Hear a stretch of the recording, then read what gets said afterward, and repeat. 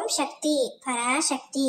என் அன்பு குழந்தையே, உன் துணையை தட்டி பறித்த அந்த பெண் நாளை உன்னை தேடி வந்து உன்னிடம் பேச போகின்றார். என்னிடம் என்னம்மா பேசுவதற்கு இருக்கின்றது என்றுதானே கேட்கின்றாய்?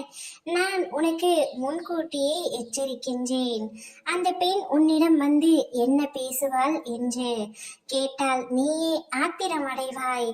ஆனால் நிதானமாக பொறுமையாக யோசித்து அந்த பெண்ணிடத்தில் நீ நாளை பேச வேண்டும் என்பதற்காகவே இன்றே உனக்கு எச்சரிக்கை செய்கின்றேன். நாளை அந்த பெண் உன்னிடத்தில் வந்து உன் துணையை எனக்கே கொடுத்து விடுங்கள் என்று உன்னிடம் கேட்கப் போகின்றார். நான் தான் அவரை தட்டி பறித்தேன், ஆனால் இப்பொழுது என்னால் அவரை விட்டு இருக்க முடியாதே என்று கூறப் போகின்றார். அந்த வார்த்தைகளை கேட்டு உன் மனம் படுகின்ற பாடும் உன் மனதில் எடும் கோபமும் எனக்கு நன்றாக புரிகின்றது தங்கமே.